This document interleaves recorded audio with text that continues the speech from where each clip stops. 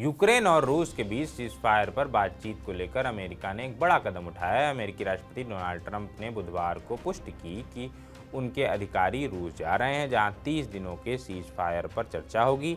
इस प्रस्ताव को यूक्रेन का समर्थन मिला हुआ है। उम्मीद की जा रही है कि ये युद्ध को समाप्त करने की दिशा में एक महत्वपूर्ण कदम होगा।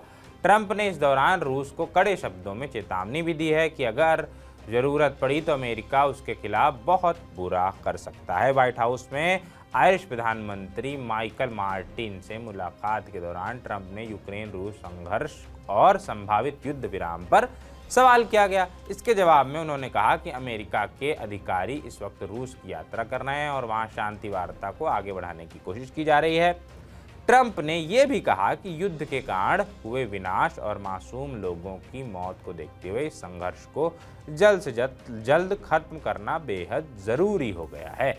जब ट्रंप से पूछा गया कि रूस पर युद्ध विराम के लिए दबाव डालने के लिए अमेरिका क्या कर सकता है, तो उन्होंने कहा कि वो सोचते हैं कि ये आवश्यक नहीं होगा। हालांकि उन्होंने रूस के साथ पहले के अमेरिकी राष्ट्रपतियों की नीतियों पर निशाना साधते हुए कहा कि जो मैंने रूस के खिलाफ किया था वो अब तक की सबसे कठिन कार्रवाई थी। ओबामा और बुश ने रूस को बहुत कुछ दिया और स्लीपी जो बाइडेन के कार्यकाल में वे पूरा देश हथियाना चाहते थे, लेकिन मैंने इसे रोक दिया। हालांकि आगे क्या होगा ये देखना बाकी है। ट्रंप ने आगे कहा कि अमेरिका के पास रूस को वित्तीय रूप से बर्बाद करने के कई तरीके हैं, लेकिन वे ऐसा नहीं करना चाहते हैं क्योंकि उनका उद्देश्य शांति स्थापित करना है। उन्होंने स्पष्ट किया कि अगर रूस ने बातचीत का रास्ता नहीं अपनाया तो अमेरिका ऐसे कदम उठा सकता है जो उसके लिए बेहद बुरे साबित होंगे। इस बीच यूक्रेन के राष्ट्रपति वोलोदिमीर जेलेंस्की ने अमेरिका और रूस के बीच जेद्दा में हुई बातचीत को रचनात्मक बताया है।